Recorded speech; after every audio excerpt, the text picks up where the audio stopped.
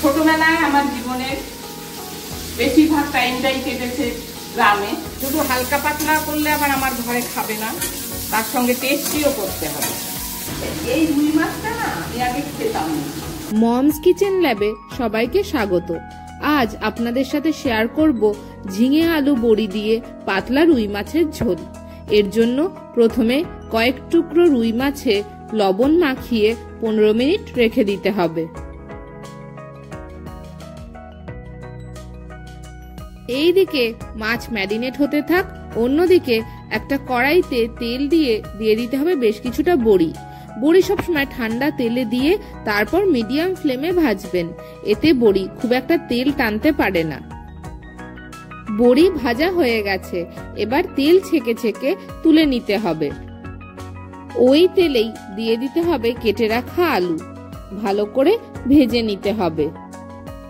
আলু ছাড়া তো বাঙালি রান্না একদম অসম্পূর্ণ। দেখুন আলু ভাজা হয়ে গেছে, এবার তেল ছেঁকে তুলে নিতে হবে। ওই তেলেই 1 চিমটে লবণ দিয়ে দিতে হবে লবণ মাখানো মাছ। লবণ দেওয়ার কারণে মাছ কড়াইতে আর লেগে যাবে না। এবার উল্টে পাল্টে ভালো করে ভেজে নিতে হবে। নববর্ষ তো আমাদের চলে গেল, তো নববর্ষতে প্রচুর স্পাইসি খাবার খাওয়া হয়েছে, তার সঙ্গে বিভিন্ন রকম মিষ্টির পদও ছিল। তা এই কদিন এত স্পাইসি খাবার খেয়েছি, তা আজকে আর ভালো লাগছে না। আজকে ভাবছি কি পাতলা মাছের ঝোল করবো। এই রুই মাছটা না আমি আগে খেতাম না, বড় মাছ আমি একদমই পছন্দ করতাম।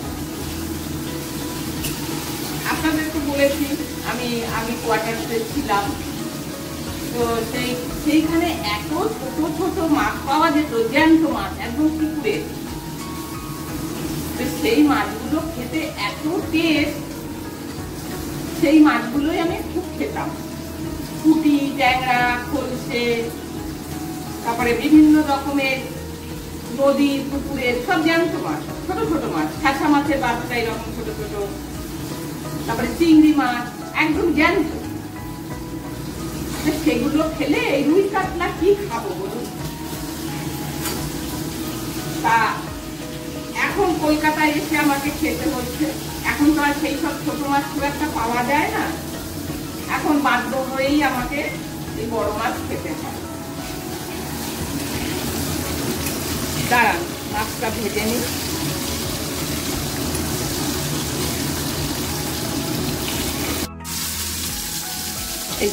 এই যে এই মাছগুলো ভাজা হয়ে গেল।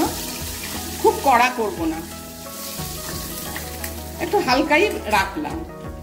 প্রথম ব্যাচের মাছ ভাজা হয়ে গেছে, এবার দ্বিতীয় ব্যাচে আবার মাছ ভেজে নিতে হবে। একবারে বেশি মাছ দিয়ে দিলে মাছ লেগে যেতে পারে।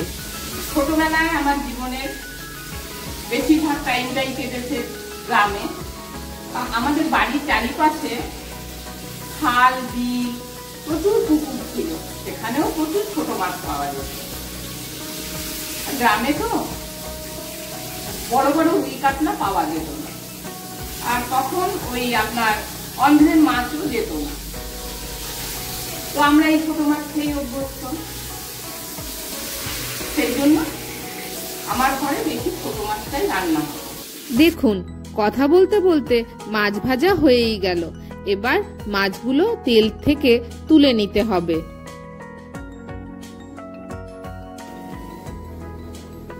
এই মাছের ঝোলটা করব ঝিঙে দিয়ে, তার সঙ্গে থাকবে আলু আর বড়ি।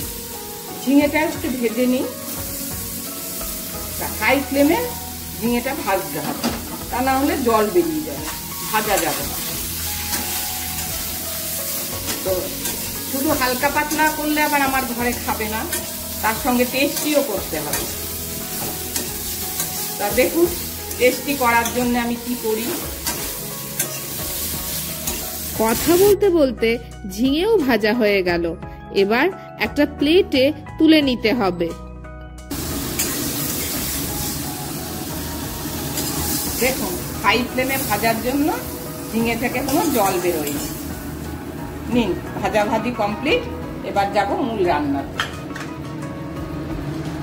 একটা কড়াইতে সামান্য সর্ষের তেল দিয়ে প্রথমে দিতে হবে 2টো শুকনো লঙ্কা, একটু ভেজে 2টো তেজপাতা ছিঁড়ে দিয়ে দিতে হবে। ভাজা হয়ে গেলে সামান্য জিরে দিয়ে দিতে হবে। আপনাদের বলেছি না যে টেস্টি বানাতে হবে, হালকা পাতলাও থাকবে আবার টেস্টিও হবে। টেস্টির জন্য কি করি দেখুন, এই যে 1 কোয়া রসুন থেতো করে নেবেন, বেশি না কিন্তু 1 কোয়া।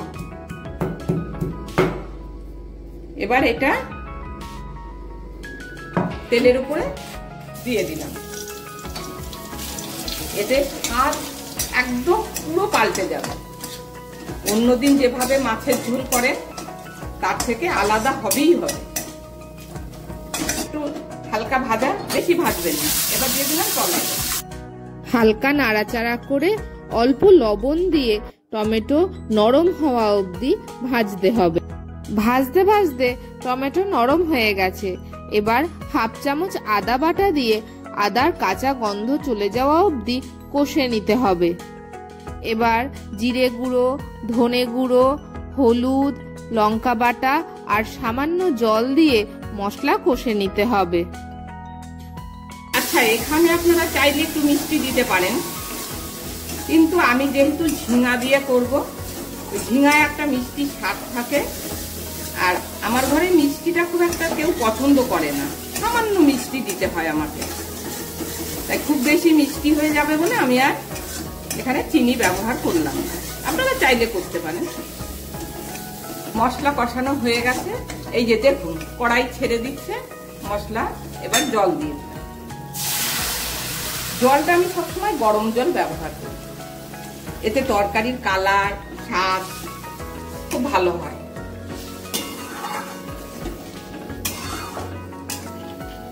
ঝোল ফুটে গেছে, এবার বড়িগুলো দিয়ে দিলাম।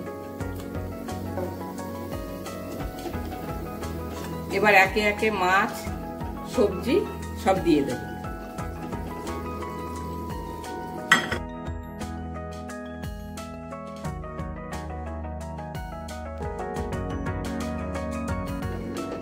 এই যে 5 মিনিট আমি ফুটিয়ে নিয়েছি, ঘিমে আছে। এই দেখুন বড়িগুলো বেশ টোপা টোপা হয়ে উঠেছে। এই যে বড়িগুলো বেশ টোপা টোপা হয়ে উঠেছে। এইবার আমি ভাজা ঝিঙেটা দিয়ে দেব।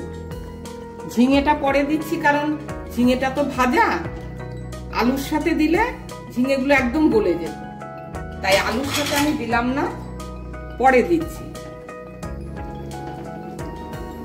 এবার এই অবস্থায় আর 5 মিনিট ফুটিয়ে তারপরে আমি আবার একটা মশলা এতে যোগ করব, কারণ টেস্টি করতে হবে। এবার চাপা দিয়ে আর 5 মিনিট ফুটিয়ে নেব। এই যে 5 মিনিট পরে ফিরে এলাম, দেখুন ঝিঙেগুলো মজে গেছে, সব ডুবে ডুবে গেছে। এইবার আমাকে অন্য মশলাটা দিতে হবে। এবার কিছুটা পেঁয়াজ তেলের মধ্যে ভেজে নেব।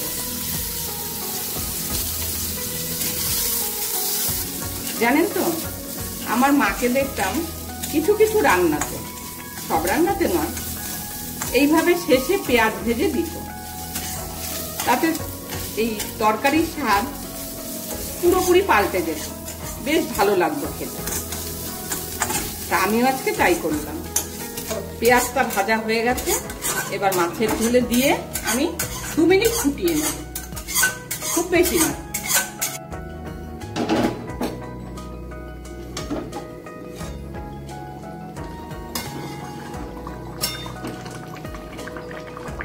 এখানে আর ঢাকনা চাপা দেওয়ার প্রয়োজন নেই, শুধু 2 মিনিট ফুটিয়ে নিলেই হয়ে যাবে।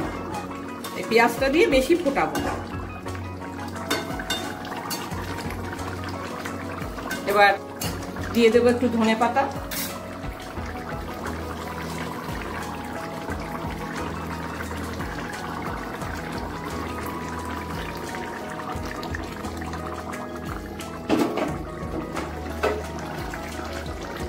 এই তো তৈরি হয়ে গেল আমার হালকা পাতলা মাছের ঝোল। এবার এটা 10 মিনিট আমি ঢাকনা দিয়ে রেখে দেব। ঢাকনা তুললাম, এবার মাছ পরিবেশন করতে হবে। তৈরি হয়ে গেল ঝিঙে আলু বড়ি দিয়ে হালকা পাতলা গরমের আদর্শ মাছের ঝোল। ভিডিওটি কেমন লাগলো অবশ্যই কমেন্টে জানাবেন। লাইক, শেয়ার ও সাবস্ক্রাইব করে মমস কিচেন ল্যাবের পাশে থাকবেন। ভিডিওটি শেষ পর্যন্ত দেখার জন্য অসংখ্য ধন্যবাদ।